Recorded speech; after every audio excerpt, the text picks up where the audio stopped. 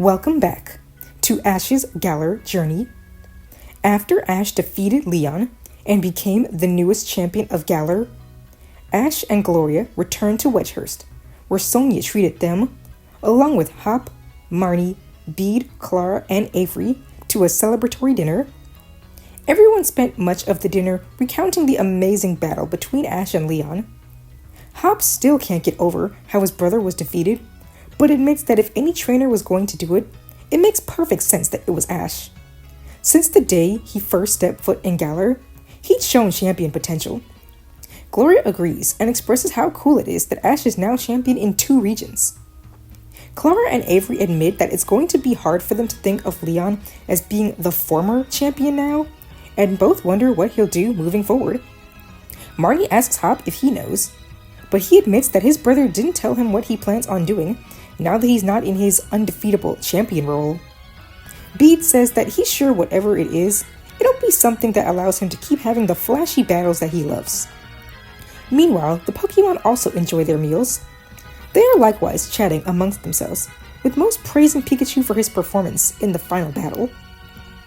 During the dinner, Sonia makes a special announcement. After using her research to help stop Rose and Eternatus, Professor Magnolia decided to appoint her as the official Pokemon Professor of Galar. The others congratulate her and wish her well in her new endeavors. Upon hearing this, Gloria remembers something. Speaking of accepting new roles, she asks Marnie if she's accepted Pierce's offer of becoming the Spikemuth gym leader. Marnie sighs, saying that he's been pestering her about that all throughout the league conference, but she still hasn't made a decision. Though she's honored, she just isn't sure yet if she's ready for the responsibility of becoming a gym leader. Hearing this, Hop asks Bede what being a gym leader is like. Is it fun? Maybe he can give Marnie some advice. Bede rolls his eyes and says that his gym leader journey is an exception to the experience, not the rule. It wasn't even something he ever thought about before meeting Opal. Nevertheless, at least in Marnie's case, she shouldn't have to make too many changes since she and Piers already specialize in the same type. Plus, they tend to battle in a similar way. Hop tells Bede that he should convince Marnie to try out becoming a gym leader. This, of course, has Clara and Avery piping up and asking, what about them? Has everyone just forgotten that they just recently became minor league gym leaders? They can give way better advice than Bede, who wasn't even trying to become a league representative. This causes everyone to laugh, but in the midst of the situation, there's a knock at the door. Sonia and Magnolia are surprised, as they weren't expecting anyone to come over. Sonia answers the door and the gang is shocked. At the door was a familiar-looking girl, along with an older man. The trainers are puzzled trying to remember who the girl is, but Magnolia speaks up before they can say anything. Peony, Peonia, what brings you here? That's it, Peonia. It's the girl who Ash defeated in the semi-finals of the Galar League. The two greet Sonia and Magnolia happily, with the man clearly being the more excitable of the two. He says that he heard about Sonia's new role as professor and congratulates her. Sonia thanks him, but is confused how Peony could have known this information since she only just told anyone about it. And he reveals that he just heard her mention it while they were outside. Sonia sighs. Meanwhile, Peonia looks on in embarrassment.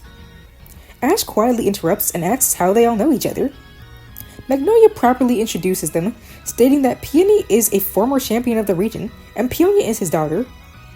The trainers introduce themselves, though Peonia and Peony state that they are familiar with all of them since they've been watching the past gym challenge closely. They congratulate Ash on his victory over Leon and Gloria's runner-up victory. This is when Gloria looks at Peony closely and notes that he looks somewhat familiar. Magnolia then clarifies that Peony is also Chairman Rose's brother. This shocks everyone, as Chairman Rose had never mentioned having a brother, or any family for that matter. Peony explains that he and Rose hadn't been on the best of terms since the latter took over as chairman of Macrocosmos. He poured all of his time into his work, and they never spoke unless it was related to that energy crisis. Peony was horrified to learn that his brother was the one behind the recent Dynamax Crisis, a side effect of his Darkest Day recreation. Thankfully, his Pokemon were strong enough to fend off many of the Dynamax Pokemon in Crisis. but he angrily shouts that Rose's darkest day interrupted his travels. He was on the way to visit Magnolia at the time. On that note, Avery asks what Peony and Peonia are doing here. This is where Peony explains everything. He wanted Sonia and Magnolia to join them on their current research mission in the form of an adventure. Ash and his friends are confused, and Peonia takes the opportunity to translate her dad's cringy phrases. Adventure is what he calls his explorations, since he views them more like a fun vacation than a research trip.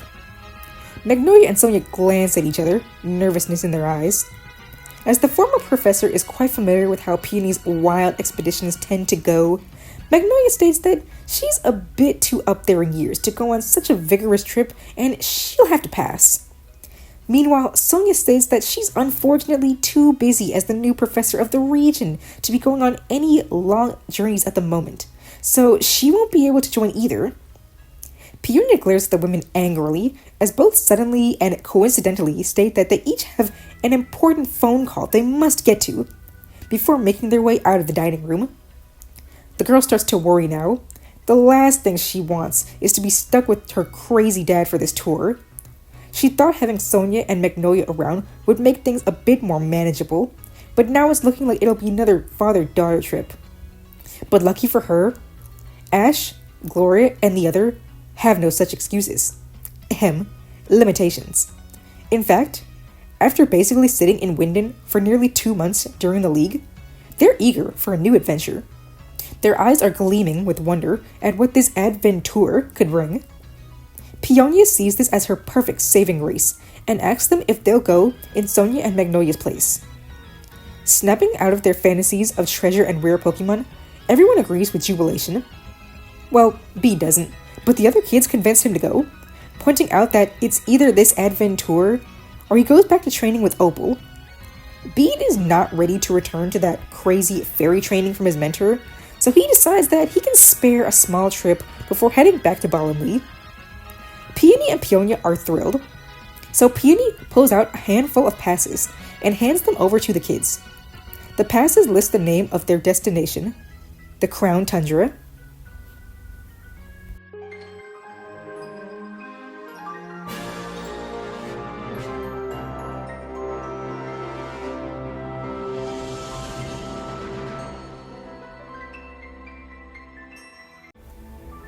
The gang are now on a train to the Crown Tundra, and Peony is handing out special coats for each person.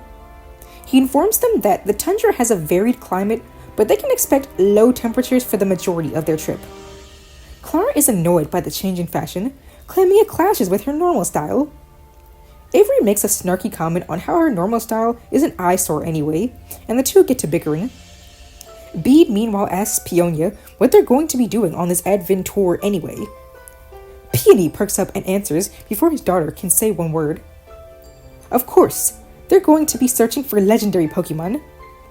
Ash is surprised to hear this, but Peony explains that there have been numerous sightings of legendary Pokemon all throughout the tundra, even in Dynamax dens. So they'll be going on a Dynamax Adventure to kickstart the trip. Marnie asks what a Dynamax Adventure is, but this is where Hot pipes up. He's heard of these.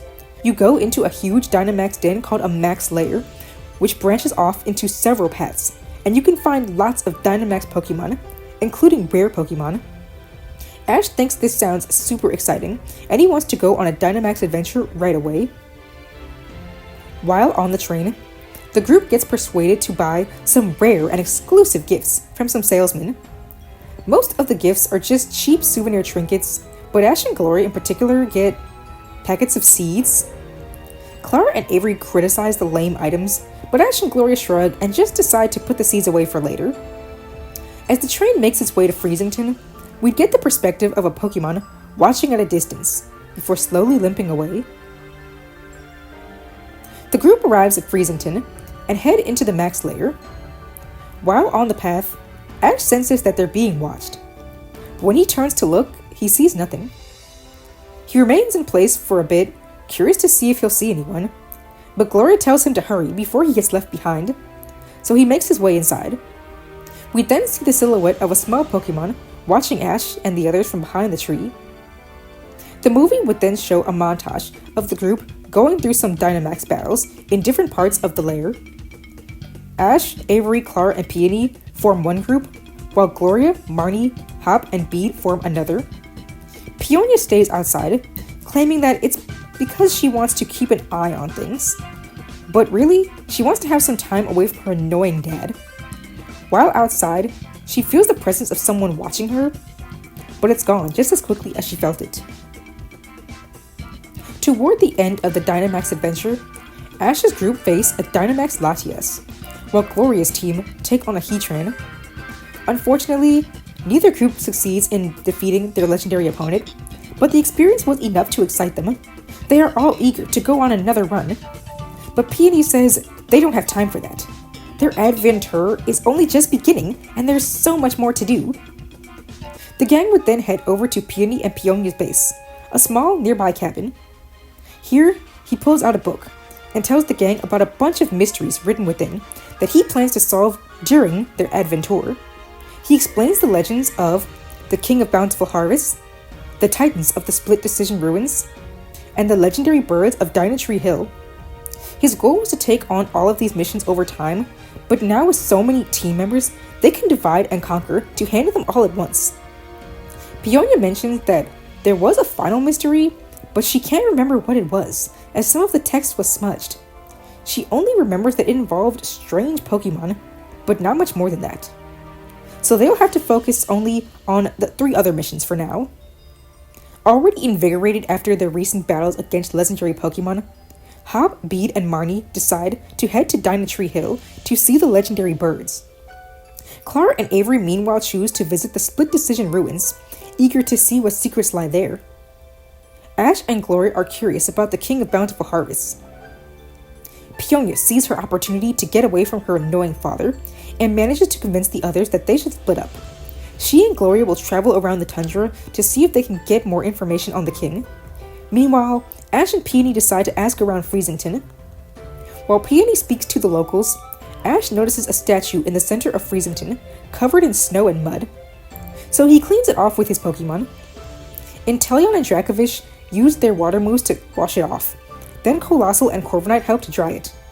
Sirfetch'd uses his leek to cleanly wipe off any final specks of dirt, and all is well. This is when it becomes clear that the statue is of a Pokemon. Ash admires the creature and thinks it's super cool, then says he'd love to see it in person. Immediately after doing so, he spots a Pokemon that partially resembles the statue. He quickly runs toward it and notices that it has a blue rope around its left arm. It tries to speak to Ash, but fails. Peony, who'd seen Ash run off, approaches them, asking what's going on. He then notices the big-headed Pokemon, but before he can really react to it, shockingly, the Pokemon then takes control of Peony to speak through him with its psychic powers. The Pokemon introduces itself as Calyrex, the King of Bountiful Harvests. He explains that he used to be the king of the Crown Tundra, but over time, fewer and fewer people believed him to be real, and he became regarded as nothing more than a myth. He's tried for years to be recognized by the people of the Crown Tundra, but up until now, no one has cared, causing him to lose nearly all of his powers. They even allowed his statue to become worn down and dirty. But after Ash cleaned it up and showed his admiration for him, Calyrex gained some of his powers back. He asks Ash if he could help him to regain his strength. Ash immediately agrees to assist Calyrex with whatever he needs and asks what he needs to do. Calyrex is surprised by Ash's urgent willingness to help him after only just meeting him. He says if he can reunite with his loyal Steed, then he can reach his full power level once more. Ash asks where the Steed is, and Calyrex sighs, admitting that he doesn't know. He used to call upon his Steed with its favorite food, but the food hasn't grown naturally in ages. Before he fully lost his powers, he relied on growing the food himself from seeds. Ash asks what the food is called, and Calyrex tells him it's a special type of carrot called ice root carrots. This is when Pikachu remembers the seeds Ash got on the train and pulls them out of Ash's backpack. Lo and behold, they're ice root carrot seeds. Ash can't believe his luck and says he's so happy to have what Calyrex needs. Then he asks if they can plant them right now. Calyrex is overjoyed, not only overseeing the seeds, but yet again at Ash's willingness to part with them, just for him, someone he only just met. In all of these years, the people of Freezington had never shown such a desire to help their former king, no matter how much he tried to reach out to them. Ash thanks Calyrex, then leads him to a spot where they can grow the seeds. The movie would then shift perspective to Marnie, Bede, and Hop, who are atop Dynatree Hill. Hop is eager to see the Galarian legendary birds, while Bede is annoyed at how long it's taking to find them. Hop tells him to just be patient, but Bede feels like this is a waste of time. As the two quietly bicker, the birds suddenly rush over and begin eating the fruit from the tree. Marnie raises her Rotom phone to get a picture, but accidentally hits the ringer, and the loud noise gets the attention of the birds. The legendary Pokemon each dash away, so the trio split up and go after them. Marnie winds up following Moltres, Bede goes after Articuno, and Hop faces Zapdos. As a Dark-type expert, Marnie gets an intense thrill battling Galarian Moltres. Even though many of her Pokemon wind up being defeated, seeing the power of the legendary Dark-type invigorates her and her Pokemon, and even Moltres feels it. Bede gets a similar feeling facing Galarian Articuno, even though he no longer specializes in Psychic-type Pokemon. He can't explain it, but he feels a connection with this Pokemon, almost as if he can understand it. Articuno likewise feels something special from this child. On the other hand, Hop's fighting spirit matches Galarian Zapdos perfectly. He and his Pokemon face the bird with the utmost intensity, but Zapdos counters him perfectly. Hop expresses that he's having the most fun in a battle in a long time, and he gets the feeling that Zapdos feels the same. The trio battle intently, using all of their Pokemon, but the birds are just too strong. They continue their battles while running across the tundra, and while doing so, unbeknownst to Bede, Hop, and Marnie, the birds pass active Dynamax dens and begin to slowly absorb the Dynamax energy. Next, we shift over to Clara and Avery. Clara is displeased by the creepy ruins, but is encouraged by the thought of finding a legendary Pokemon to make her more popular among the gym leaders. Avery, meanwhile, tries to use his psychic powers to solve the puzzles of the ruins, which are supposed to make a legendary Titan Pokemon appear, according to Peony's notes. He uses his powers to light spots on the floor, but he's struggling and winds up lighting them in random patterns. While he's doing this, Clara is randomly wandering across the room, causing more spots on the floor to light up. Eventually, all the spots on the floor are lit up from both Avery and Clara's actions, and the room begins to spark with electricity and is filled with a draconic fog. Suddenly, two Pokemon appear after a massive burst of electric and draconic energy. The gym leaders use their Pokédexes to learn that these Pokemon are Regieleki and Regidrago. The duo immediately get into battle against the powerful Pokemon. Regieleki taunts the gym leaders with its speed, moving so fast that it appears to be teleporting. This annoys Avery. He is a master of real teleportation and finds Regieleki's actions to be a challenge. He shows off his Pokemon's teleportation skills, and his Pokemon are able to land some decent sneak attacks to the electric type. But Thundercage is able to trap his Pokemon and halt their movements. Clara finds Avery's antics childish and rolls her eyes at him. Meanwhile, her Pokemon fire numerous poison-type attacks at Regidrago, but as it can fly around, it dodges with extreme gracefulness and attacks back with Dragon Energy to create a massive burst of colorful lights. Clara finds this attack to be beautiful. Too beautiful. Does this Pokemon think it can upstage her? She says she'll show it who the real star is. Avery inwardly calls Clara a hypocrite as he refocuses on his battle. Both gym leaders fight with all of their might, but the Titans are far too strong.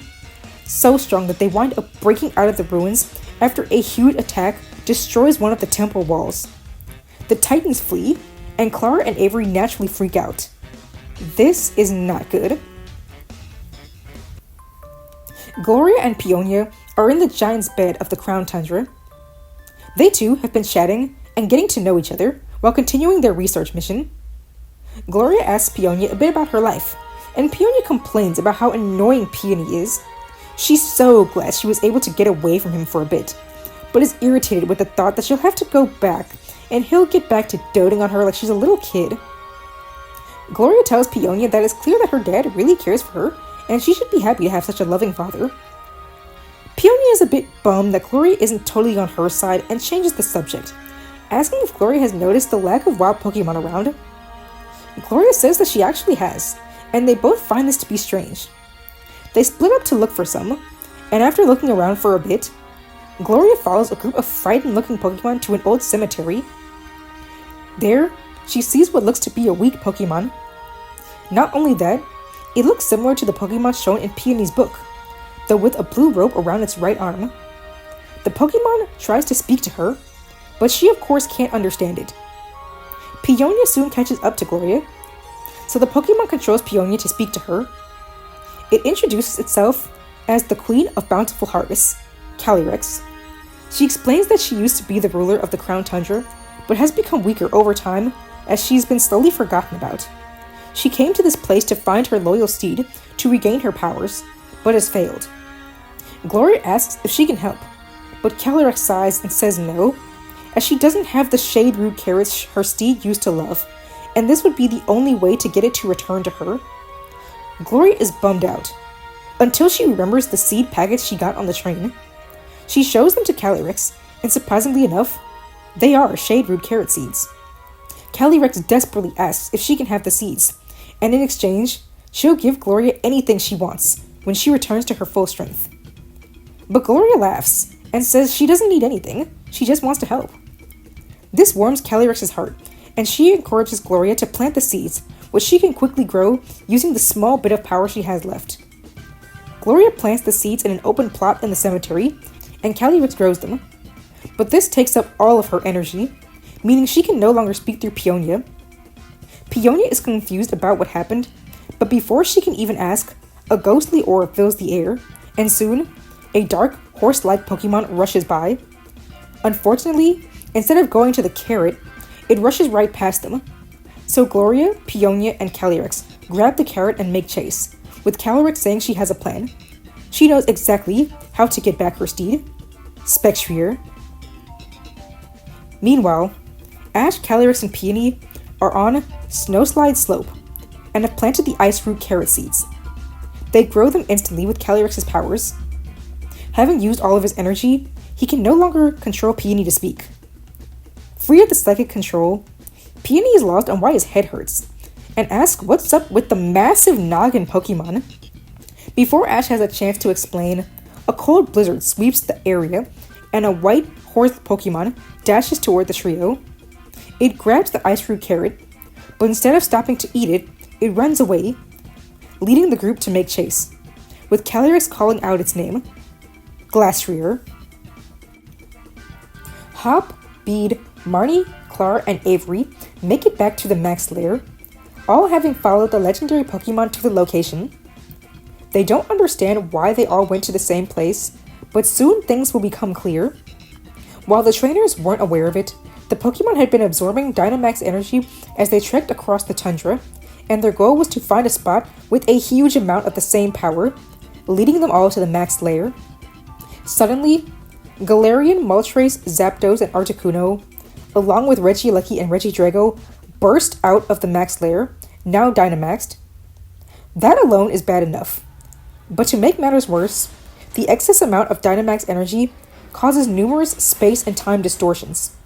Out of nowhere, a massive portal opens in the sky, and numerous alien-like Pokemon begin to appear, shocking the group even more. All of these Pokemon begin to rampage across the tundra, destroying everything in their path, and injuring the wild Pokemon of the area. Everyone panics now. The Crown Tundra is now in danger, and they need help. Gloria, Peonia, and Calyrex are currently at a place called the Crown Shrine, with a shade root carrot in place to lure Spectrier. Gloria asks Calyrex what she plans to do, and she removes the rope from her right arm. She explains that these are called the Reins of Unity, which she'd kept with her since her Steed abandoned her all those years ago. It is the only way to properly reunite with it and restore her powers.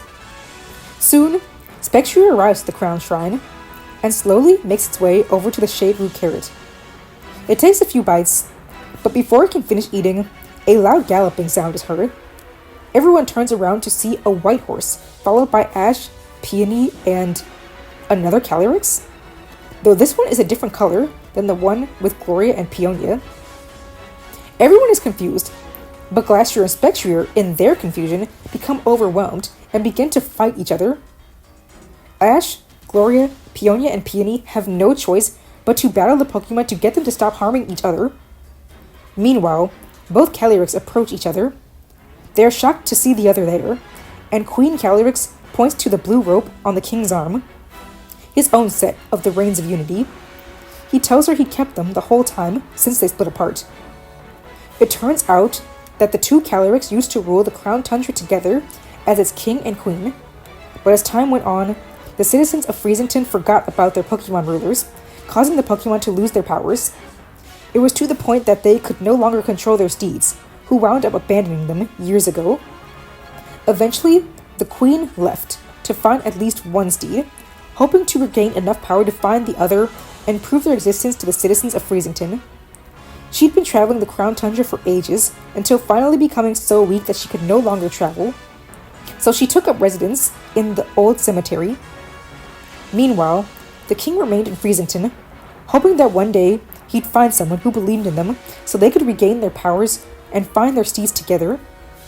It seems they were both able to accomplish their goals in their own way. Ash and the others continue battling the steeds, and weaken them enough that the Calyrex can use their reins to take control. Both Calyrex merge, and the king and queen become Ice Rider and Shadow Rider Calyrex respectively.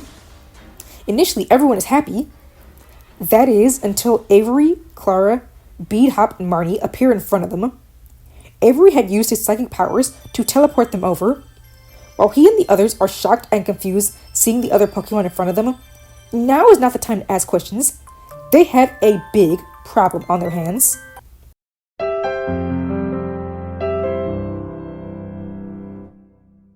The rivals explain what took place earlier and how there are 5 Dynamax Pokemon rampaging along with a bunch of alien Pokemon from a space portal. The description of the space portal and strange Pokemon reminds Ash of the Ultra Wormholes and Ultra Beasts from Alola. Hearing this causes Peonia to remember. That was the last mystery in Peony's book. Pokemon from another world. It was about the strange creatures called Ultra Beasts. At this point, both Calyrex decide that they need to stop these Pokemon from rampaging, otherwise their kingdom will be destroyed. With this, the Calyrex dash across the tundra, using their now powered-up forms to save everyone. Since the Ultra Beasts didn't Dynamax, taking them on is easier, so they start there. The strange Pokemon attack with extreme power, causing a lot of harm to the area, but the trainers fend them off as best they can. Peonia and her Dracozolt are becoming overwhelmed during a battle against a Stakataka. The massive Pokemon prepares to slam itself on top of them, but Peony comes to her rescue using his Caparaja. He then manages to push the beast away with a joint attack from his other Pokemon. Peonia thanks her father for saving her, and apologizes for being so distant toward him this entire trip. She's truly happy to have him as her father, and she promises that she'll plan their next adventure herself once they get out of this mess. Peony is proud and happy to hear this as the two get back into the battle. The Ultra Beasts are powerful and fight valiantly, but they're still no match for the Queen of Bountiful Harvests. Once she can get them all close together, Shadow Rider Calyrex hits them with an Astro Barrage. Then, Gloria, Bede, Marnie, Peony, and Peonia are able to further weaken them with numerous combo attacks from their Pokemon.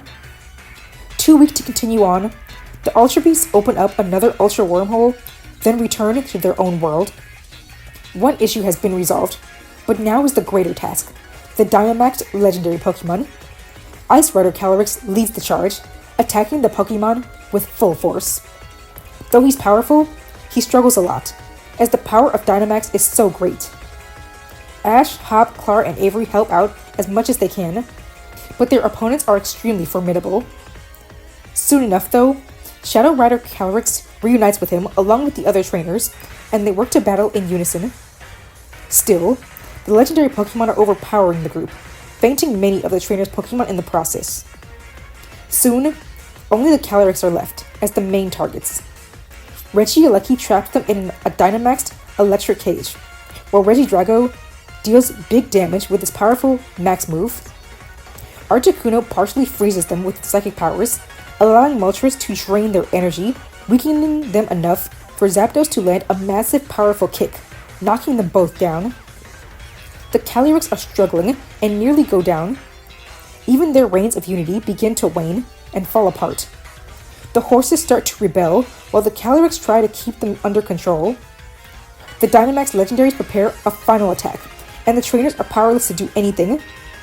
But Ash rushes over to them and grabs Ice Rider's reins, holding them tightly. Shockingly, the reins solidify once more, and Ash gives the now stable reins back to Calyrex. He tells the royal duo that they can't give up now. He believes in them. He knows they can do this. With their energy nearly depleted, the Calyrex weakly ask how Ash can still have hope for them to win. And Ash explains, "You guys have spent years waiting for someone to believe in you, to be acknowledged as more than just myths. Well, I'm doing that now. I believe in you. No matter how hard things get, I know you two can do this. You are the king and queen of the Crown Tundra. Only you two have the strength to win this. So it's time for you two to prove that you believe in yourselves the same way I do." The Calyrex are stunned, and in that moment, Ash's belief and encouragement give them the strength to break free of the enemy Pokemon's power and disrupt the attack they've been charging. Ice Rider then asks Ash to help them Dynamax to unleash their maximum power, and Ash does so, absorbing energy with his Dynamax band, then sending the energy beams toward the king. The other trainers do the same, giving Dynamax power to both Calyrex as well. It's not a lot, but the small burst of Dynamax energy allows the Pokemon to gather more from the surrounding dens, and then to Dynamax themselves. With this new increase in power, the Calyrex are able to attack the legendary birds and Titans at full force. Using powerful Dynamax moves, Ice and Shadow Rider Calyrex wear their opponents down. The enemy's Pokemon slowly start to lose their Dynamax energy and shrink back down to normal size. While severely weakened, they aren't out yet, but this is where the others can come in to deal the finishing attacks. Marnie's Grimmsnarl is able to deal a massive hit to Moltres with Spirit Break. Moltres falters, and in her desperation to end its rampage once and for all, Marnie throws a Dusk Ball and successfully captures it. Hop follows suit, admiring Marnie's courage, and after Rillaboom and Double land a joint hit on Zapdos, he catches the bird in an Ultra Ball. Beat refuses to be shown up, and he tosses a Great Ball at Articuno after his Hatterene smacks it with a Shadow Ball. The bird is successfully caught, much to Beat's delight. At this point, Clara and Avery will not be left out, so they command a combined Shell Sidearm and Eerie Impulse from their Slowbro and Slowking at the Titans. This weakens them enough so that Avery can catch Regieleki, and Clara nabs Regidrago. With this, everything is now calmed, and the Calyrex return to normal size. Everyone congratulates each other on a job well done. The gang will then return to Freezington, immediately contacting Magnolia and Sonia to tell them about everything that happened. Avery, Clara, Bede, Marnie, and Hop happily show off their new legendary Pokemon. The professors are impressed and are eager to start researching the Pokemon once everyone returns home. Leon is also at the lab, and he tells them about a big surprise he's been working on while they've been away. Gloria wonders what the surprise could be, while Peonia is excitedly documenting everything they saw for Peony's book. On the other hand, Ash watches the Calyrex outside the window, who are being gifted with fruit from the townspeople of Freezington. Ash looks onward and is happy to see them finally being acknowledged after so much time. At some point, Ash locks eyes with Ice Rider Calyrex. Ash feels drawn to go speak to him, so he does. Outside, King Calyrex pulls Ash over to the side, with Ash asking what he wanted. Calyrex asks a powerful question. How did Ash have so much confidence in them back there, when nearly all of their power was drained? His belief in them was so strong that he saved the Reigns of Unity and gave them enough power to break free from the effects of the other Pokemon's moves. Not only that, but he even understood his words, without him speaking through another human. Even now, Ash can understand him. How? Ash is shocked and is only just noticing how he could understand Calyrex normally, as if he'd done so the whole time. That he can't explain. But as for what happened earlier, he can answer. Simply put, he believes all Pokemon can do anything they want to if they believe in themselves enough. That's why he always encourages and believes in them, even in times when they don't have trust in themselves. That's what he's always wanted to do as a trainer. King Calyrex is shocked. He looks at Shadow Rider, and the two share a knowing nod. Ice Rider then gives Ash two simple words. Battle me. Ash is surprised at the request, but quickly agrees. If it's a battle he wants, Ash will not hold back. Pikachu and Calyrex will get into a tough battle, catching the attention of Gloria and the others, along with the people of Freezington. After a while, Ash and Pikachu unleash their full power, which they'd previously only shown in their battle against Leon. Pikachu launches a massive thunderbolt, weakening Calyrex immensely. Calyrex then gives Ash a look, and once again he hears Calyrex's voice.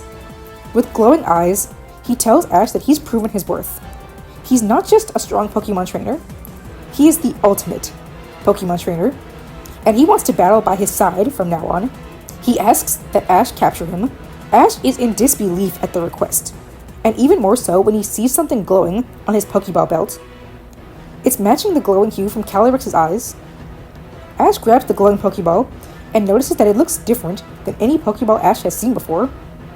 Without thinking much of it though in the moment, he tosses the pure red Pokeball at Calyrex. The Pokeball connects, absorbing the legendary Pokemon inside. It shakes. Once. Twice. 3 times. And then Calyrex is captured. Ash almost can't believe it.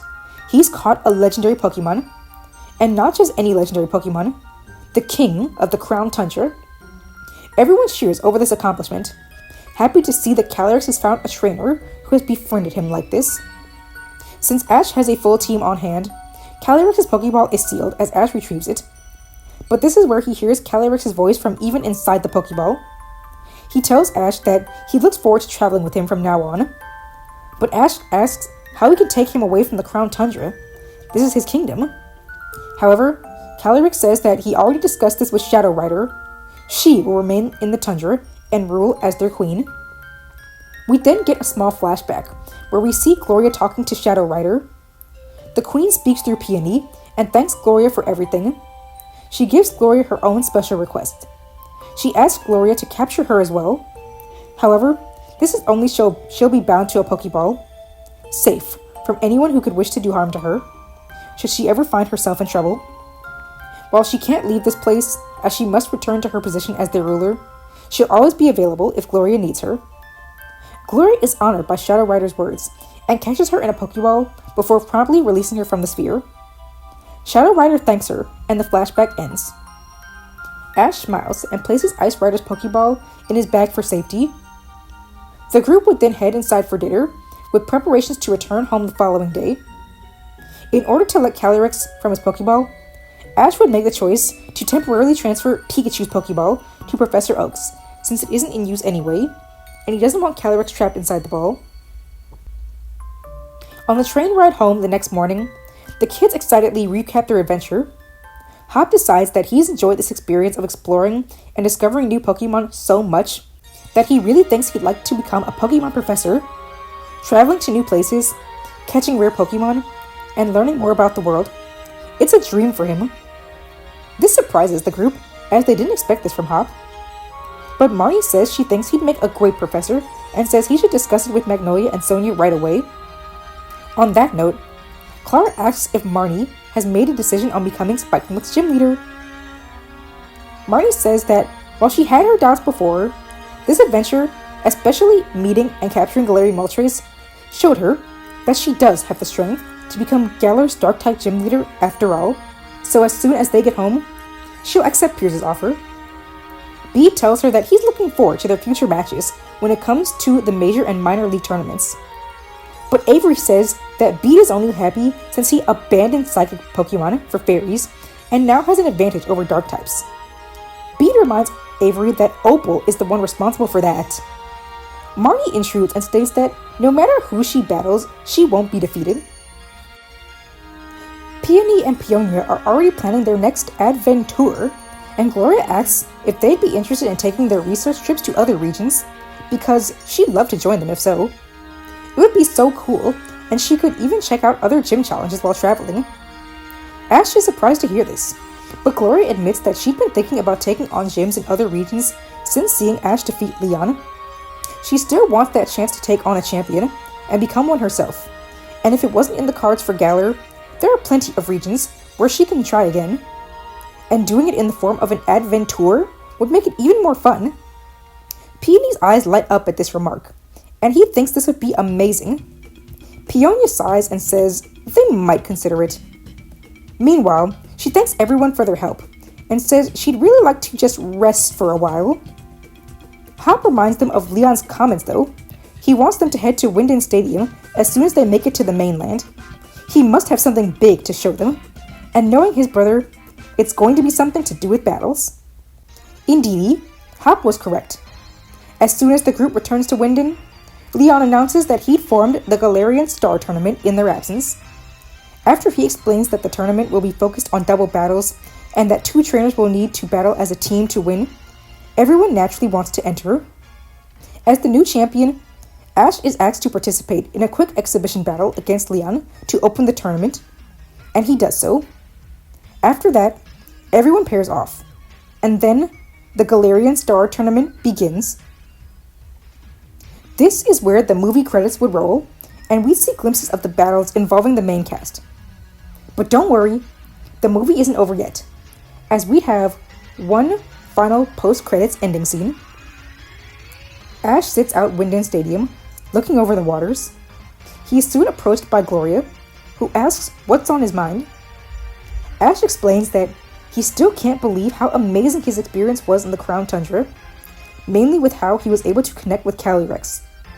This is something he's always wanted, to be able to bond with and help Pokemon on such a deep level.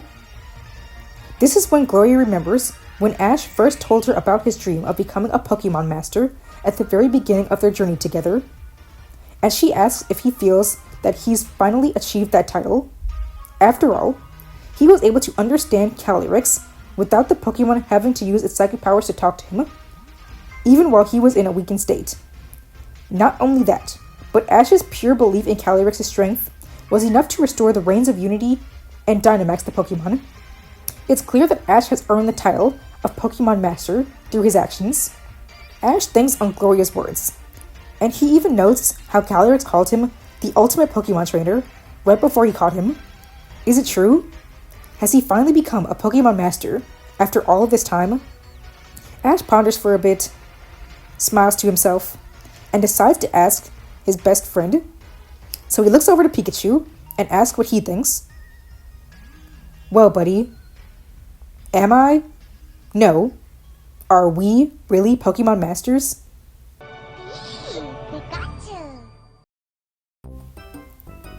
This Pikachu short begins as Ash and Pikachu arrive back to Kanto, following the events of Calyrex at the Crown Tundra.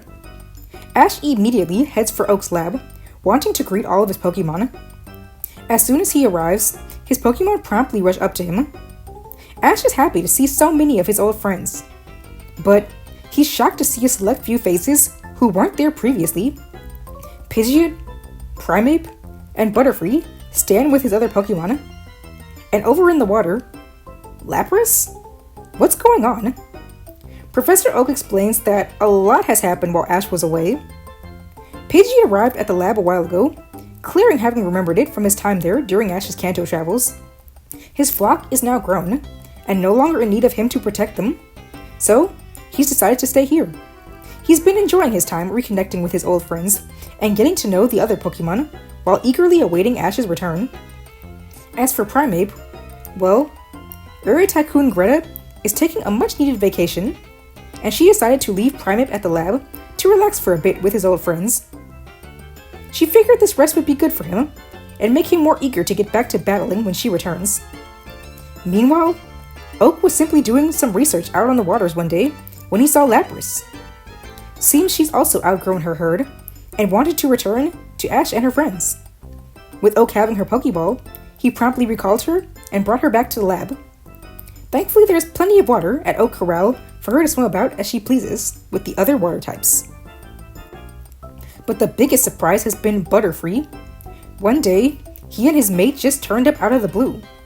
Professor Oak was confused, but happy to see him again, and welcomed the couple to stay as long as they wanted.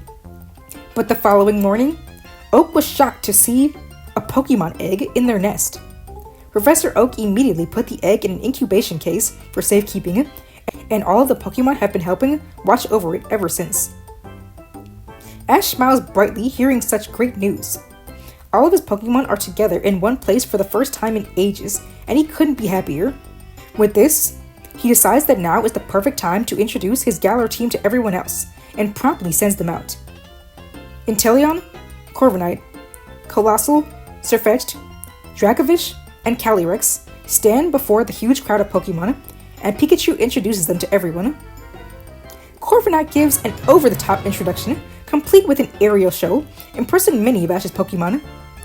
Bayleaf and Staraptor roll their eyes and call him a show-off, though. Dracovish enthusiastically roars in glee, happy to meet some new friends.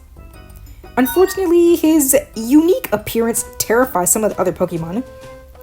Inteleon, Coalossal, and Sirfetch'd give more tame greetings. The other Pokemon introduce themselves in unison, but then Tyrantrum steps forward and proudly introduces himself as the king of this place, Tyrantrum Corral, and says any loyal subjects of Ash are welcome in his kingdom. The Galar Pokemon are utterly confused until Pikachu tells them to just go along with it. Calyrex in particular is a bit thrown off, but doesn't say anything aside from a calm hello. Ash is thrilled to see his Pokemon getting along, but before he can say anything else, Professor Oak tells him that Delia has been looking forward to seeing him again, and suggests he head home to pay his mom a visit. As much as Ash would love to hang out with his Pokemon, he agrees that his mother is priority. Besides, he hasn't eaten all day, and he's been looking forward to having some of his mom's cooking. He turns back to call Pikachu to join him, but already sees the small mouse playing with the others. He doesn't want to cut Pikachu's reunion short, so he allows him to stay so he can hang out with his old friends. Oak thus gives Ash a ride home to see Delia. Meanwhile, the Pokemon take time to get to know each other. Corviknight proudly perches himself on a tall rock and tells numerous tales of his role as Ash's star battler in Galar. He greatly over-exaggerates his feats in Ash's League Challenge, impressing Pokemon like Kingler, Torkoal, Crocodile, and all 30 Tauros. Noctowl isn't fooled, but plays along for the sake of it. Coalossal sees some Pokemon playing rugby and wants to join in. Tiny calls him over, but the rock monster's lack of speed makes it difficult for him to play along. Primate pokes fun at him, causing Coalossal to get mad, shooting a small fireball at him. The two hotheads begin arguing, but Floatzel proposes that Coalossal act as goalie. With his defensive bulk, he'd be perfect for the role. Coalossal agrees, and the game continues in peace. Inteleon is hanging out with the girls, showing off her special abilities, including turning invisible and gliding across with her back membranes. The other girls are impressed, with Unfezant and Quilava wanting to see more cool tricks. From afar, Totodile and Corphish think she's really cool and try to approach her with flowers, but Infernape grabs them and tells them no, don't even think about it. Meteor asks if Inteleon will teach her how to turn invisible, utterly confusing the chameleon. Gliscor tells Inteleon not to mind her, though Meteor insists, zipping around in excitement. Well, thankfully they, and everyone else at the lab, are interrupted when they hear a cacophony of snarls and growls. Everyone looks to the center of the yard, seeing Tyrantrum and Dracovish with Calyrex stood nearby. The fossils are ferociously yelling at each other. Tyrantrum is insisting that he is the king of this corral, and he is in charge. But Dracovish snarls back that his friend Calyrex is a real king, and everyone should listen to him now. Bulbasaur rushes over to the Pokemon and breaks up the fight, demanding they behave and stop this royalty nonsense, or he'll report this to Ash.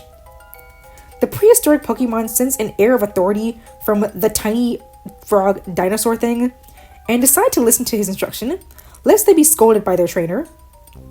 This sight impresses Sirfetch'd, who rushes over, admiring Bulbasaur's camaraderie, and he offers to be his loyal knight.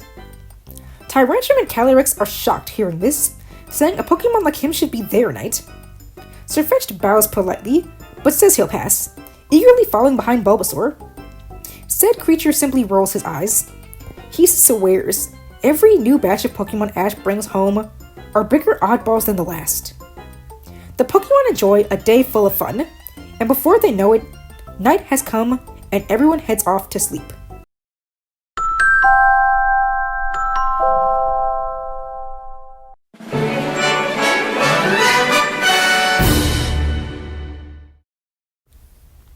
The following morning, everything is quiet, until a loud shriek snaps everyone awake. Except Snorlax. He's still asleep.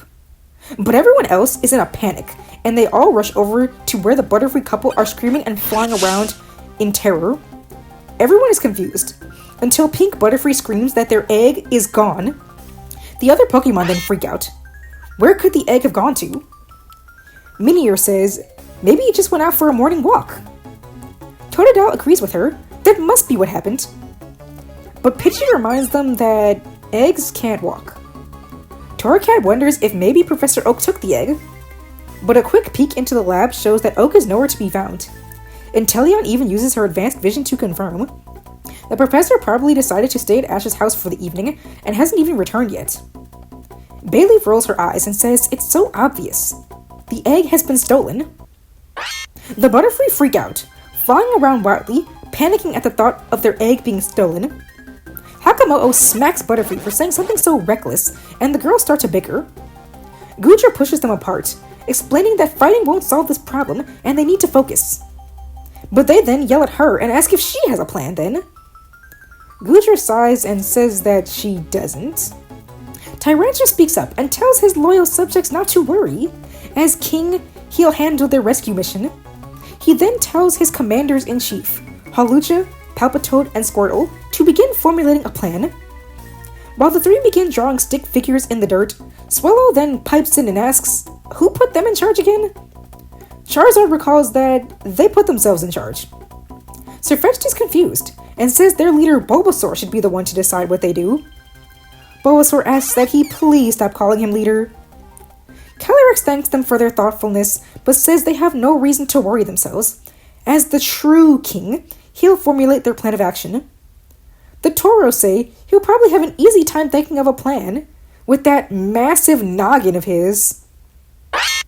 Soon, all the Pokemon are fighting, bickering and shoving each other around, and the Butterfree are wailing loudly in distress. Dracovish and Minior start to scream with them, seemingly for no reason, and Totodile joins in. Pikachu can't take it anymore, and he climbs onto Torterra's back and lets loose a Thunderbolt, getting everyone's attention and waking up Snorlax. He tells them that they need to work together if they want to get the egg back, and this fighting is just a waste of time. Torterra adds that if Ash were here, he would be disappointed at seeing all of his Pokemon arguing like this when a friend is in danger. They are stronger together than apart, so they need to use each of their strengths to their advantage, as a team. Everyone agrees, and they all apologize to each other for fighting. They then all begin to think of a real plan. Suddenly, Greninja gets an idea. He asks Lycanroc if she can use her sense of smell to track the egg. Lycanroc heads over to the empty incubator, and indeed, an unfamiliar scent is present. It must be the egg napper. She follows the scent, which leads her all the way to the corral gates, which are wide open.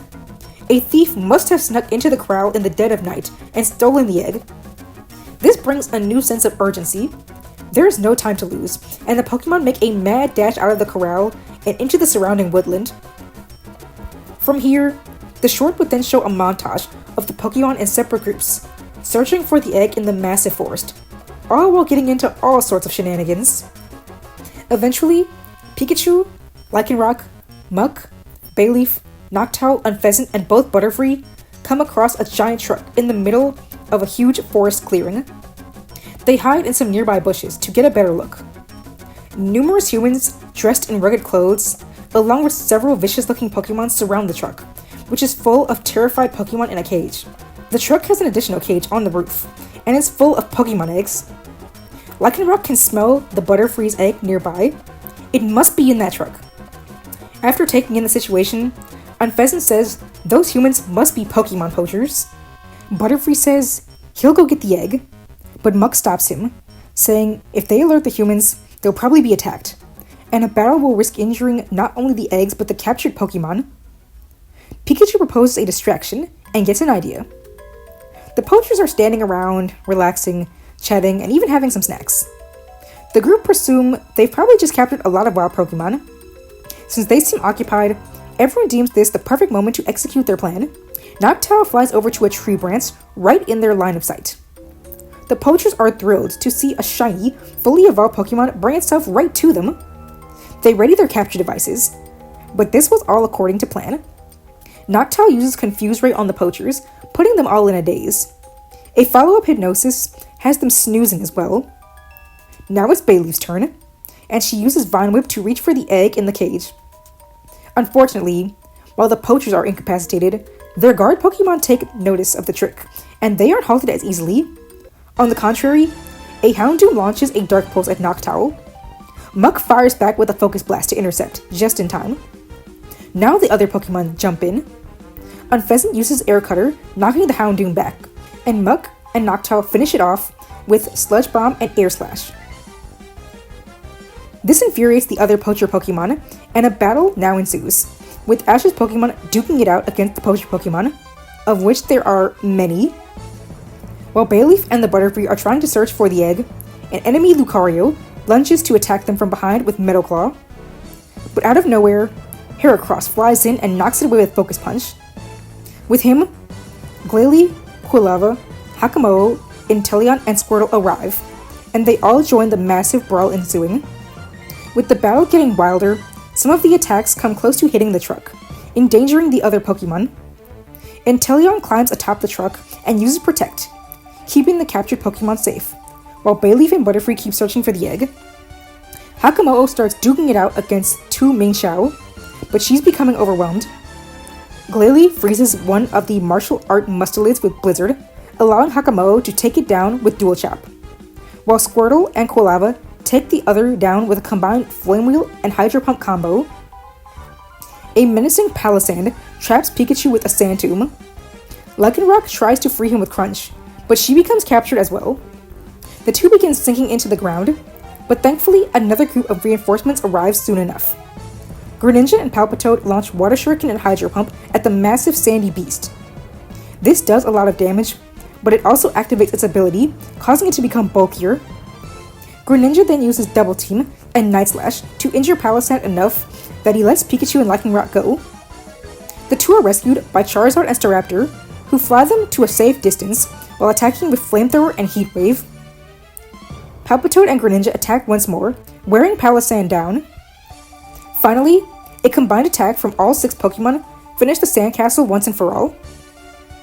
Meanwhile, more of Ash's Pokemon emerge from the forest as the battle continues, and they join in on the rescue mission. An aggressive Exploud, Abomasnow, and Centiskorch come together to attack Inteleon's Protect Barrier in an attempt to stop Bayleaf and the Butterfree from tampering with the eggs. A strong Wood Hammer from Abomasnow finally shatters the Protect Barrier, and a second attack lands a massive hit onto Inteleon. The Yeti Tree uses Blizzard to hit Bayleaf and both Butterfree. Bayleaf fights back with Leaf Storm, while the Butterfree use Silver Wind.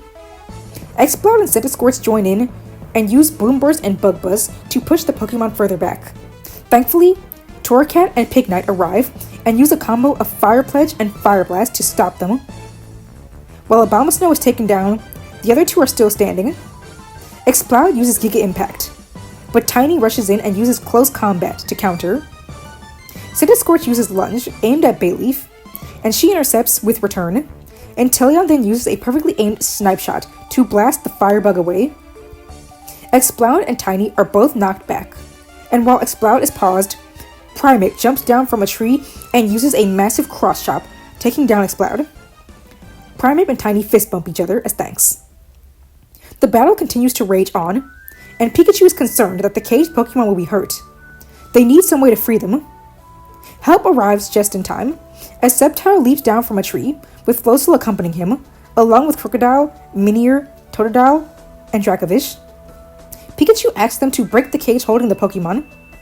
With a nod, Floatzel uses Razor Wind to weaken the steel bars.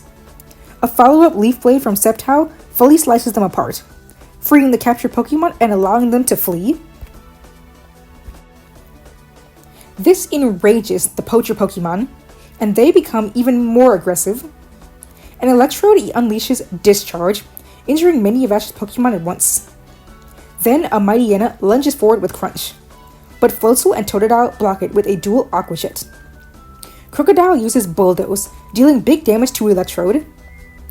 Minior, Dracovish, and Sceptile then get into it with an enemy Scizor. Minior uses her small size to taunt and distract Scizor with quick acrobatics attacks, allowing Sceptile to knock it back with Quick Attack, and Dracovish to latch onto it with Fishia's Rend. Talonflame sees this, and before Scizor can break free, the bird dives down to take it out with Flare Blitz. Corphish, Gliscor, Lapras, Goodra, Corviknight, and Donphan are facing a pair of Indeedee and Meowstic. The conniving Psychic types are using their telekinetic powers to easily overwhelm the Pokemon, despite being outnumbered. The Pokemon find themselves lifted into the air and flung around in all directions. Even when Corviknight and Gliscor attempt to attack from above, the Psychic types can dodge easily. This is when Lapras gets an idea and asks for Goodra's help. She obliges and uses Rain Dance. At first, this seems to have no bearing on the battle, but then Lapras unleashes Thunder. Thanks to Rain Dance, the move lands with perfect accuracy, stunning all 4 Pokemon. Then, a Crab Hammer from Corphish, High Horsepower from Donphan, Iron Head from Corviknight, and Acrobatics from Gliscor deal more damage to each Indeedee and Meowstic. Finally, a massive Dragon Pulse from Goodra finishes them off. A Raging Beartic is facing off against Tyrantrum. The king aims a head smash, but Beartic's brine pushes him back. But Coalossal lands a surprise Heat Crash from behind, dealing major damage. Tyrantrum then knocks away the bear with Dragon Tail. Swellow and Leavanny are duking it out against a Beware. The massive Pokemon is able to fight valiantly, but Swellow and Leavanny get the upper hand when Leavanny uses Leaf Blade to land a critical hit to Beware. Then, Swellow knocks it out with a super effective Sky Attack. The girls celebrate their victory, but are blindsided when an enemy Ursaring hits them with Double Edge. Ursaring closes in for a follow-up attack, but thankfully Torterra notices this and uses Earth Power to knock Ursaring off its feet. He then grabs the fallen Grizzly Behemoth with Frenzy Plant, allowing Kingler to fire off Surf and defeat it. At last, Bayleaf and the Butterfree locate the egg. Both Butterfree are overjoyed to have their child back. But by this time, the poachers have woken up from their nap, and to say they are completely confused would be an understatement. Where did all these Pokemon come from? Why are so many of their Pokemon unconscious on the ground? And what on earth happened to all the Pokemon they previously captured? They notice Bayleaf and the Butterfree with one of the eggs they stole fair and square, and they demand they put it back. Bayleaf responds with a Leaf Storm, while Ash's Butterfree uses Hurricane.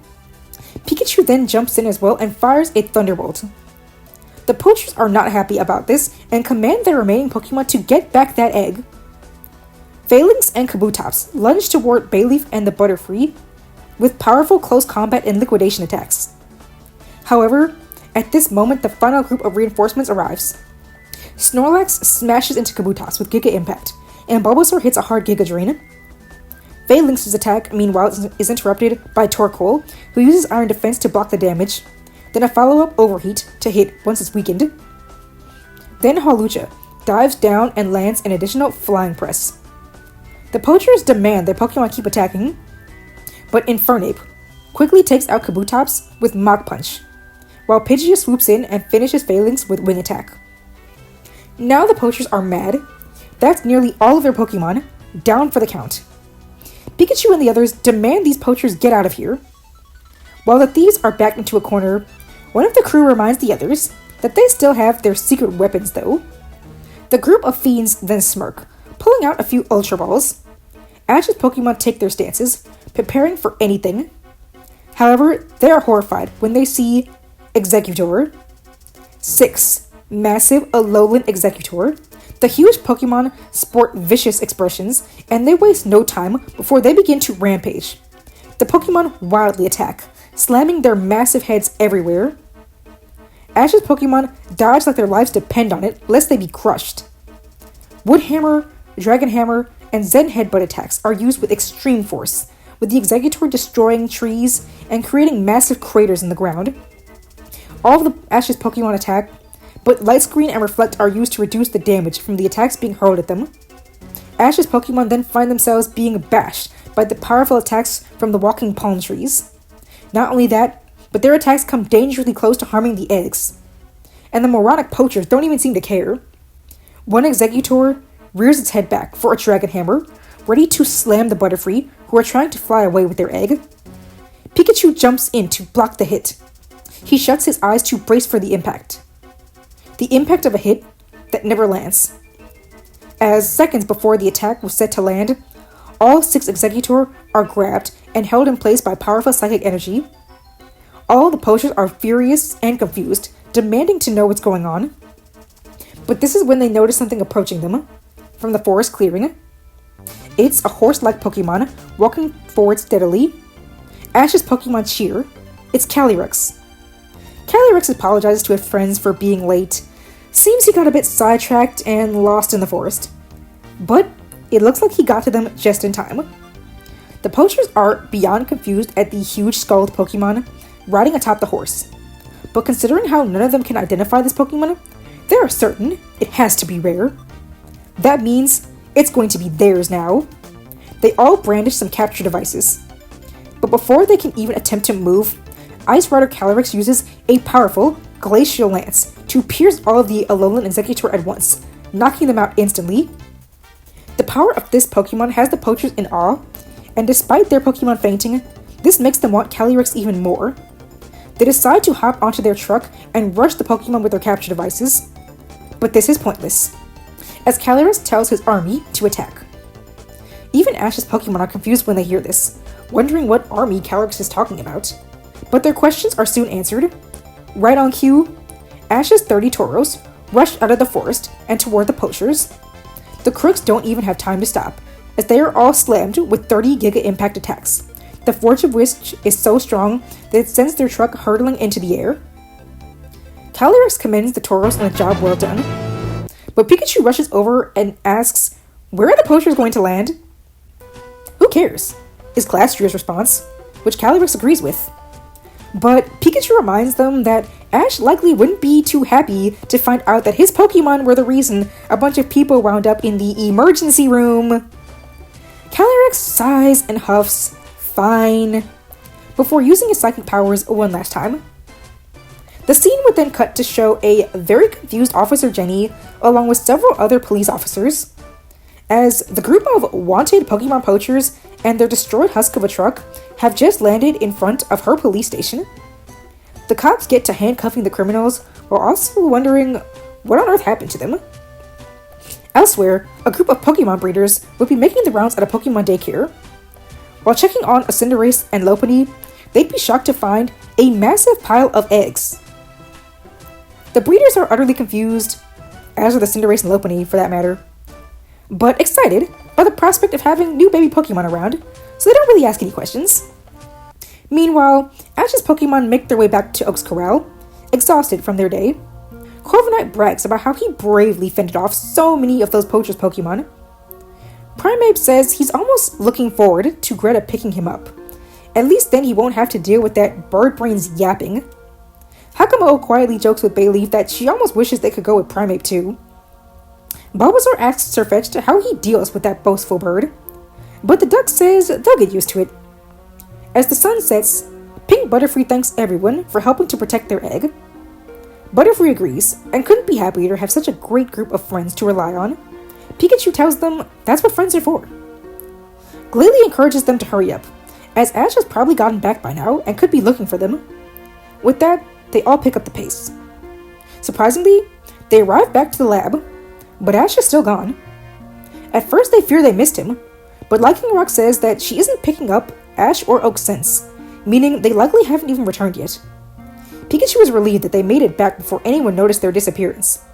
The Butterfree prepared to return the egg to its incubator, but before they can do so, the egg begins to glow, shocking everyone.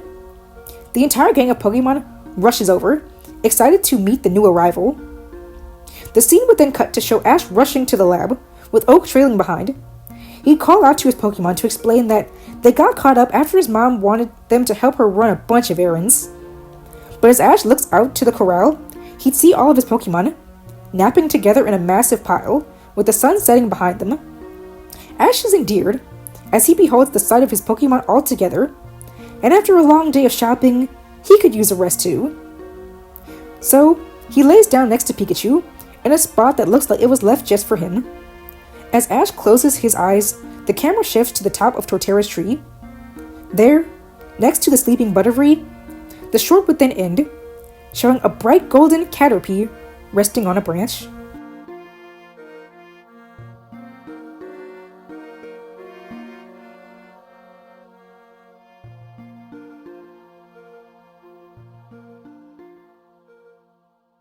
Alright everyone, we just have one last thing we need to get through for this finale for Ash's Galar journey, and that's going to be to get into our Q&A.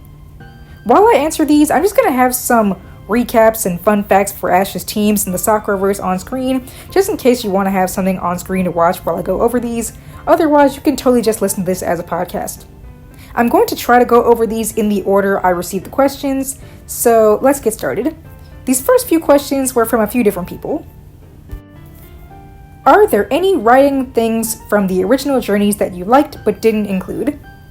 Well, as I've mentioned, I did not watch Journeys, so it's hard to talk about anything I could have liked.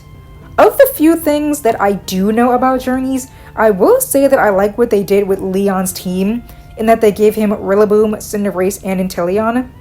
I just thought that was interesting since that's more of an Ash thing to have the 3 partner Pokemon, and especially here since Ash doesn't have any on his Galar team, but instead they gave them all to Leon, so I thought that was pretty creative.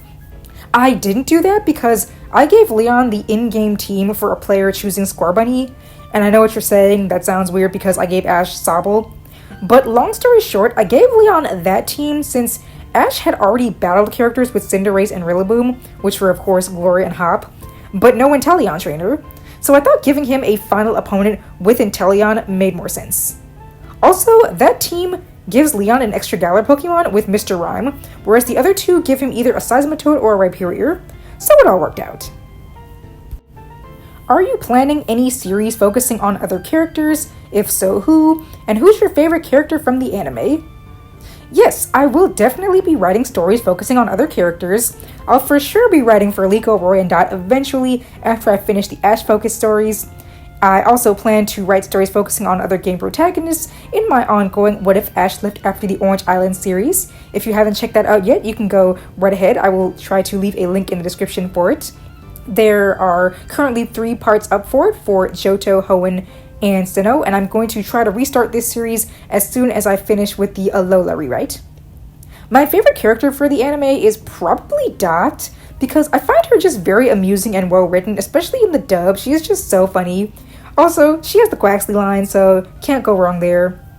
If you had asked me this question before Horizons though, I probably would have answered Bonnie because she is just an adorable little bundle of happiness. I just adore Bonnie so much. I've gone on how much I love Bonnie in previous videos. So yeah, definitely Bonnie.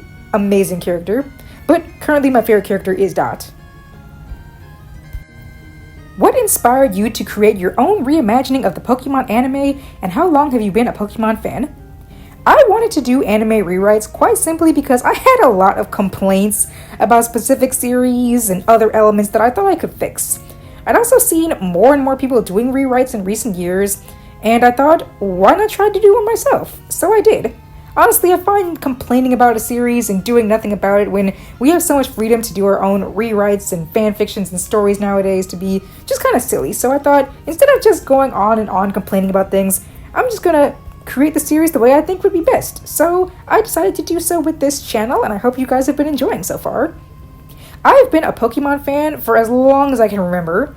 My earliest memories of watching the show were when I was 4 years old, and I believe I started playing the games at around 8 or 9. I know it was when Diamond and Pearl came out because Pearl was my very first game. So yeah, it's been quite a while, but it's been a really fun ride.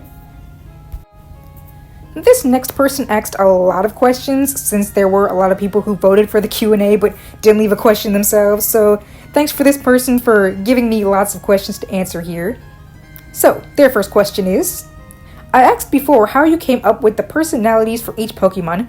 Could you go into a bit more depth into each Pokemon and how you thought about their individual personalities, or at least the ones you're most satisfied with? So, for me, I tend to try to create teams which check different personality boxes so that everyone feels interesting for the viewer to watch. With the Galar team in particular, I wanted them to be based on different stereotypes of sports players since Galar's theme is sports.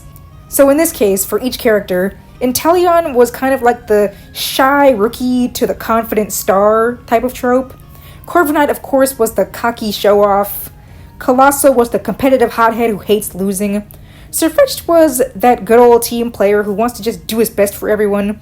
And Dracovish was the vicious beast type of person who will do anything to win. I don't always craft the teams to be kind of in specific niches like that for one specific element. I just thought it fit best for Galar since, like I said, they had their own little theme with sports and of course sports teams, so I thought it would work there. But otherwise, if I can, I try to use the Pokemon's species or type to build their personality.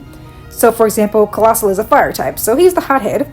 Dracovish is an ancient Pokemon, so he's very primal and aggressive, doesn't really think things through. And then you have someone like Inteleon, whose story pretty much wrote itself since the evolution goes from crybaby to confidence, so that was pretty easy to work with. The birds here were both interesting since they're both based on knights, but I wrote them to kind of be complete opposites. Sirfetch'd is the chivalrous knight and wants to be helped to everyone. Meanwhile, Corviknight is also a knight, but rather than just wanting to be a good battler for the sake of it, he's very attention-seeking and likes to battle for the recognition it gives him. So it was really fun writing this team, I hope you all enjoyed. Which Pokemon in this series was your favorite, and which was your least favorite? Why? And what would you have changed about your least favorite in hindsight? It probably won't surprise you guys to hear this, but I loved writing for Corviknight, mainly because I've mentioned so much about how the Pokemon anime, in my opinion, rarely ever give real and interesting personality to Ash's bird Pokemon, so I wanted to do something really special for Corviknight here. With Ash basically being a sports star, I had to give him one Pokemon that was super popular with the fans and kind of let the fame get to his head, so I chose Corviknight for that. I really enjoyed making him more and more of a show-off over time, even to the point that he would straight up do fan service for the crowd in every battle. I think I mentioned him doing like these aerial shows all the time, and if he ever got hurt, he'd go reassure the fans that he's okay and just fly around for the fans, so I really enjoyed that. It was very, very fun for me, so I hope you guys really enjoyed Corviknight's personality here. However, as for a Pokemon I didn't really think I did too well, I'm really kind of disappointed in how I handled Inteleon because looking back on it, I feel I could have done so much more with her shyness storyline. If you guys remember, my initial videos in this series were really short, kind of rushed, the major story beats to get things done quickly. But over time, naturally each part became much longer and more detailed, and so I feel like Inteleon wound up suffering because of that. It's like as soon as she evolved into Drizzile, which was rather quick in itself, she was never really shy or cowardly again until I literally forced her to be in the Isle of Armor. And I only did that because that's where she fully evolved, and I was like, wow, this girl has had no story, and she's about to be in her final stage, and should probably do something here. So yeah, if I were to redo things, I definitely would have focused more on her early story, just to better give her development over time. I do hope she wasn't too terrible of a character. I thought I did her okay, but like I said, she is easily the one I'm most let down by. I feel like I definitely could have done more there. Do you find it harder to write Ash as a character in your rewrites, or new characters like Gloria? Definitely the new characters, since I feel like an original character has to make a good first impression for the audience, or it could bog down the whole story. Ash already has a fan base, so most people are naturally going to like him no matter what happens in the story because his character is so simple and pretty iconic. I feel like I don't need to try as hard with Ash, but my own new characters, I guess I kind of fear people not liking them, which could result in my shifting my plans for them to make them more likable. So far that hasn't really happened, but it's always a concern of mine with original characters. I think the closest thing that's happened to me was I kind of got a comment in my Alola series where someone didn't seem to really like what I did with Celine's character, or at least not at that point in time. So in the back of my mind, I'm always kind of thinking about how to make sure my characters are really likable. Typically, when dealing with established characters, do you prefer to keep them more or less the same, or try out new things with them? I usually try to keep them as similar as possible, assuming I didn't dislike the character, but I do like mixing things up here and there when I can. I I think my favorite example off the top of my head was with Casey, where in my rewrites for Ash's Johto and Hoenn journeys, I greatly expanded her role. In Johto, I made her a much more major and prominent rival, appearing more throughout the series and even battling Ash in the league. And she was the inspiration for Ash to build up a brand new team in Johto instead of just keeping the Pokemon he had with him in Kanto, and to, from that point onward, build new teams in different regions. And she was kind of just like Ash's prodigy and was learning with him over time. And later, of course, in my Hoenn series, I had her travel with him as a travel companion. And I did lots of different things with her in Hoenn, where with her being in Hoenn now, she was able to try out contests and bond with and train with May and have different storylines and elements there, building her own brand new team, doing the same thing she told Ash to do in Johto. So that was really fun and enjoyable. So I try to do things like that when I can, when I see potential for a character that I don't think really did as much in the original series. But otherwise, I usually try to keep them pretty similar. I don't really like to make extreme, drastic changes with characters because I feel like that might make things a bit more, I don't know, alienating for viewers.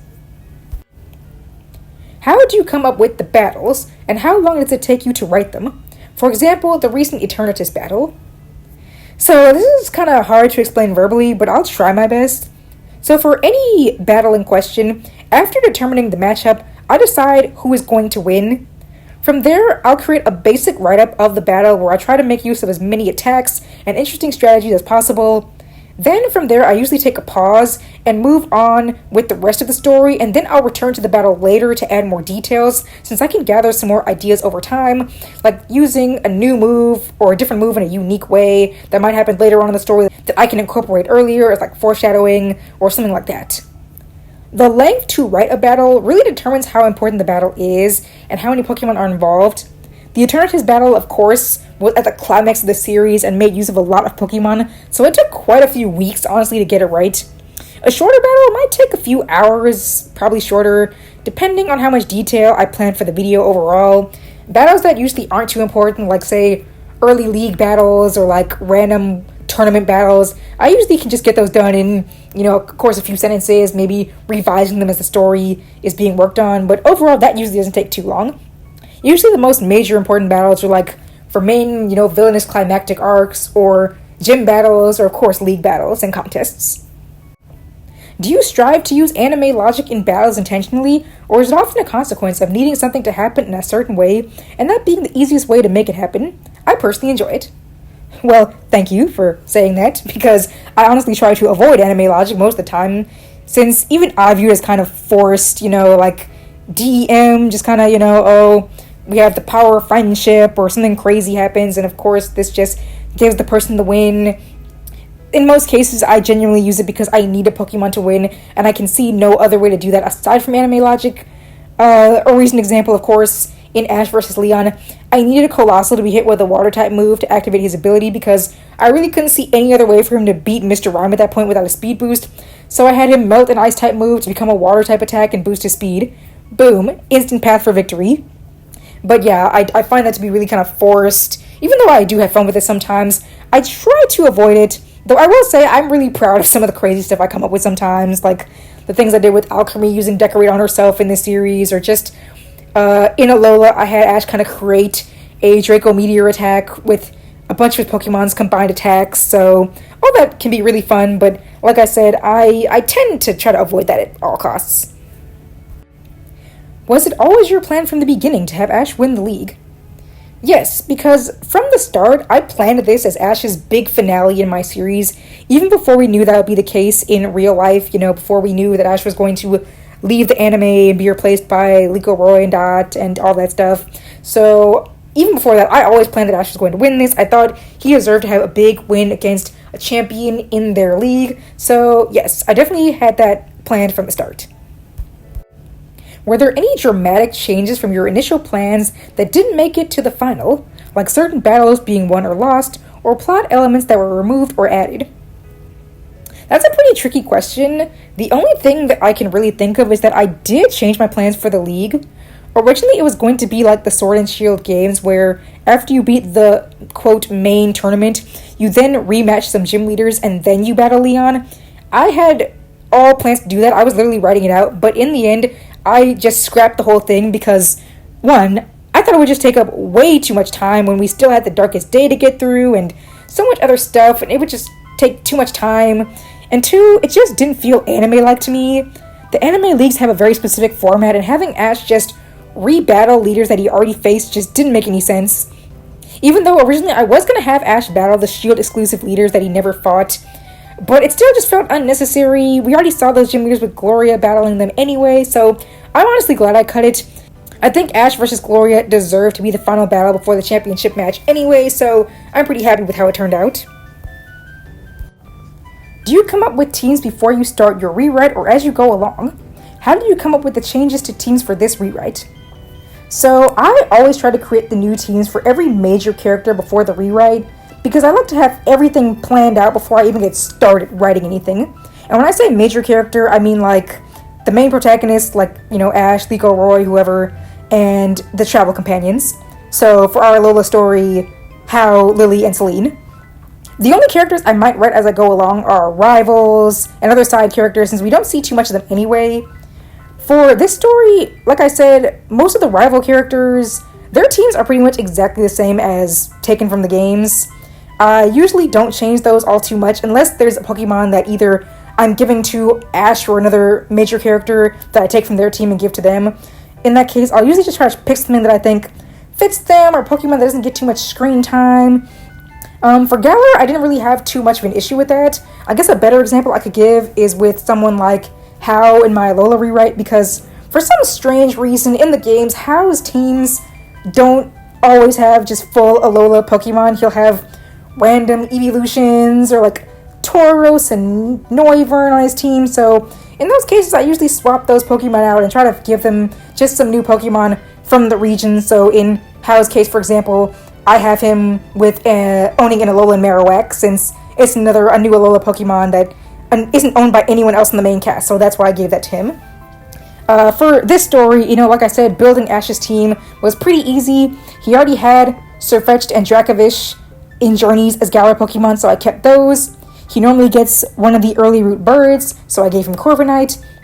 And for his starter Pokemon, I gave him Inteleon, because I've always said I thought it fits him the best out of the three from Galar.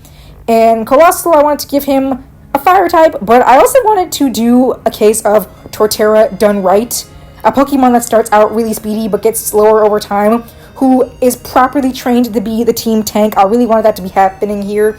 I thought Ash needed this type of storyline to be handled, so I'm glad I went with it here.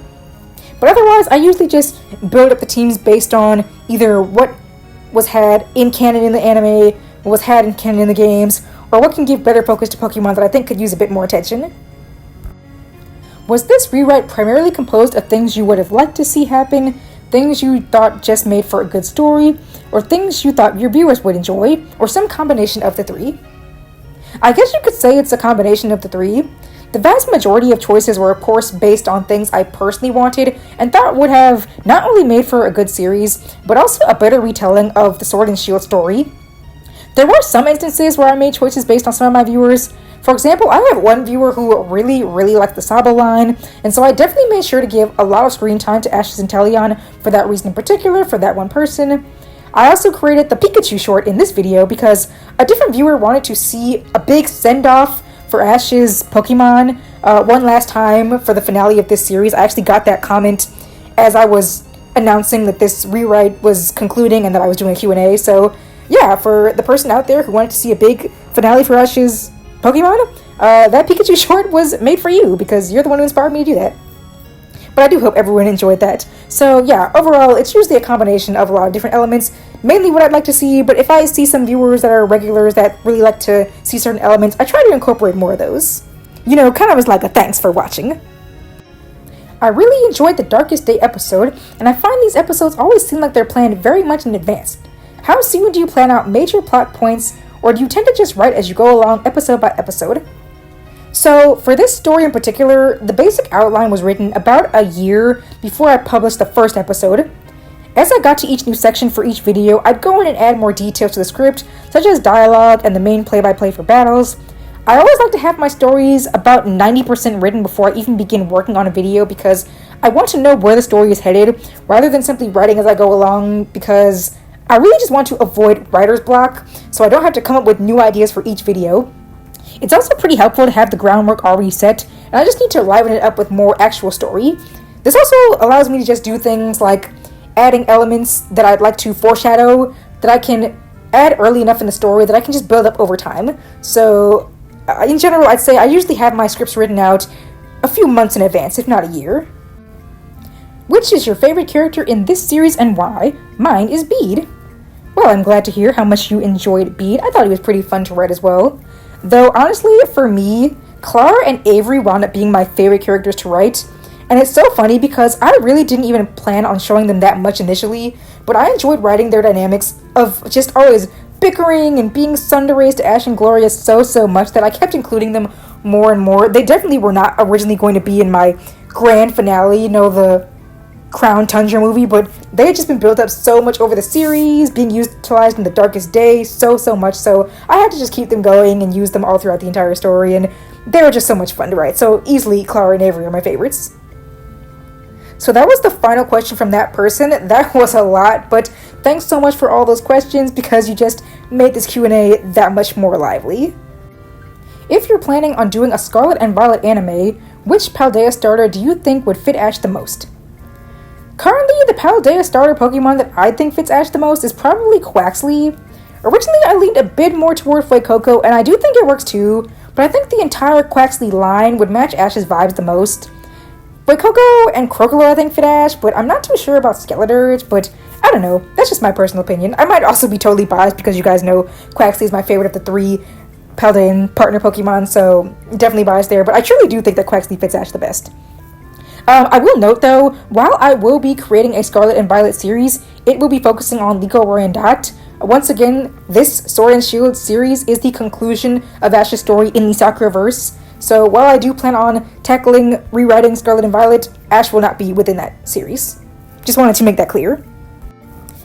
And on that note, the next set of questions I kind of feel bad about answering because they're very much focused on Ash, mainly the idea of Ash reappearing, which you guys know I personally don't really want that to happen. So to the person who asked these questions, sorry if these answers aren't what you want to hear, but you did ask, so I will answer, and here we go.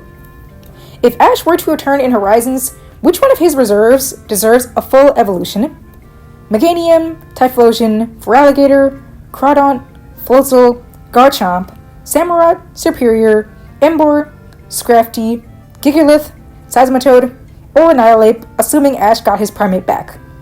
Well, like I said, I hope Ash doesn't return in Horizons, and if he did, I'd hope he'd have a completely brand new team.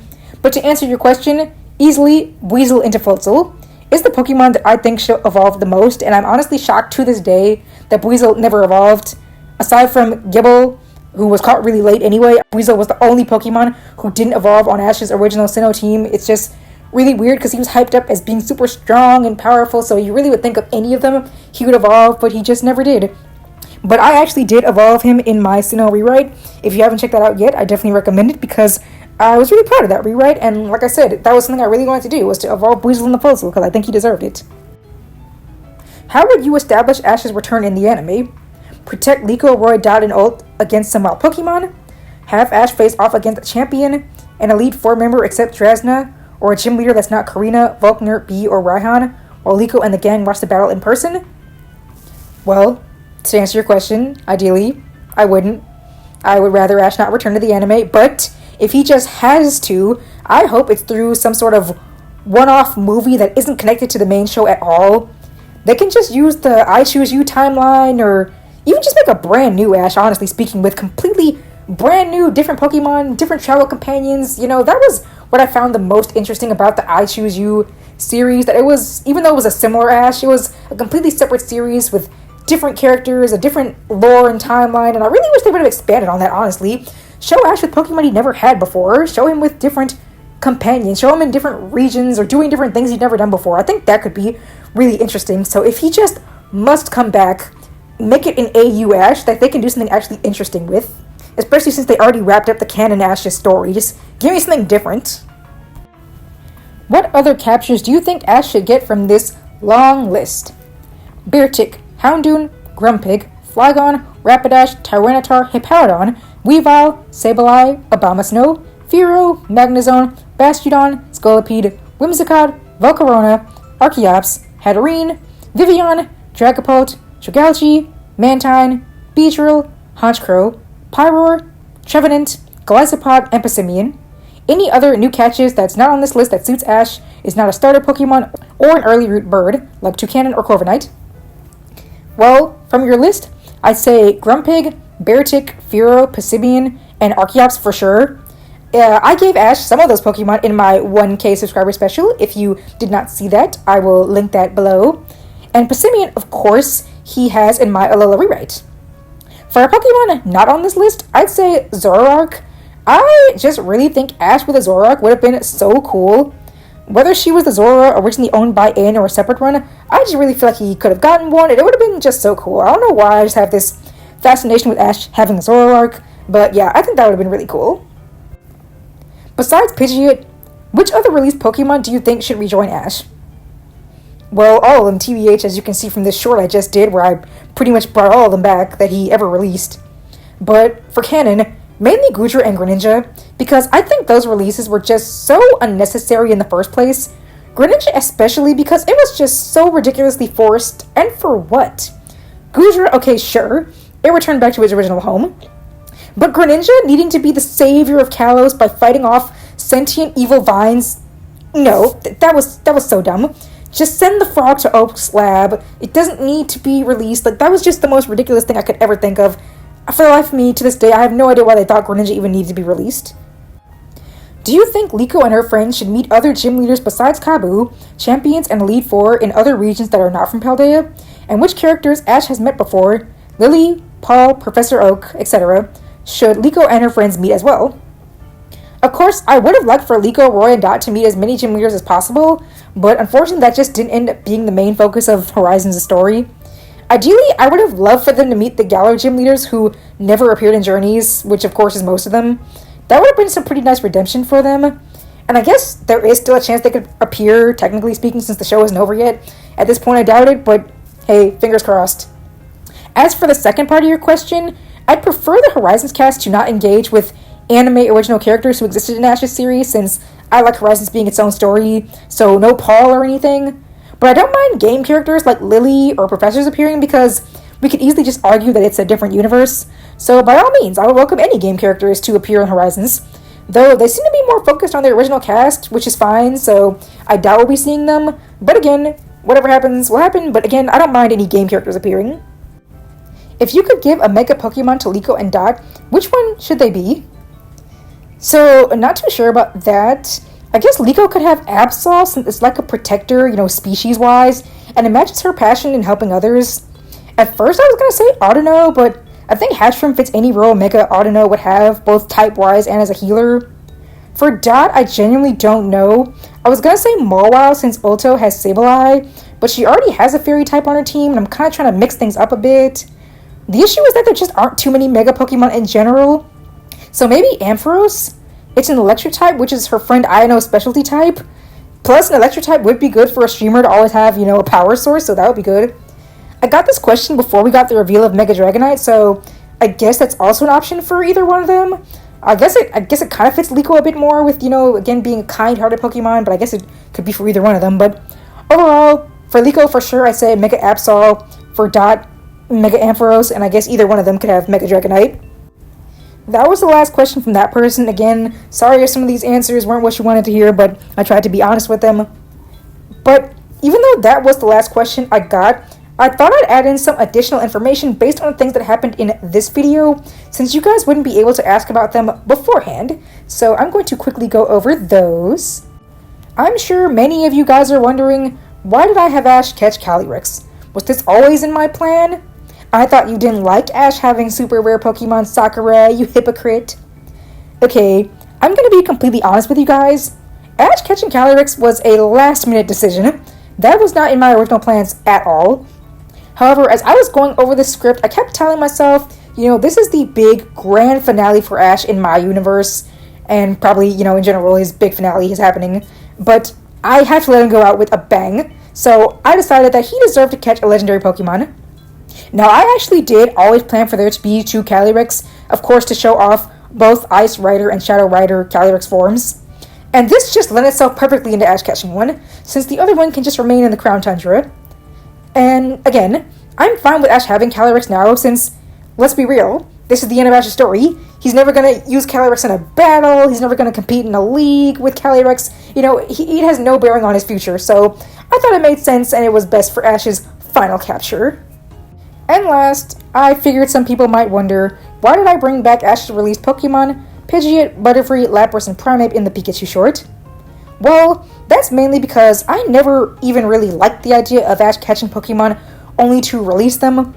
I only did that in my series because originally I was copying a lot of the main story beats from the original series, but I thought they deserved to have a conclusion of returning to Ash, rather than just being out in the wild who knows where.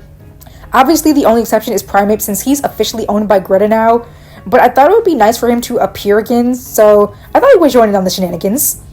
The only other Pokemon caught by Ash that didn't appear here was, of course, Ambipom, but she is officially owned by Dawn and still owned by Dawn in our series, so she, of course, could not come back, but I thought everyone else deserved to appear in this big grand finale.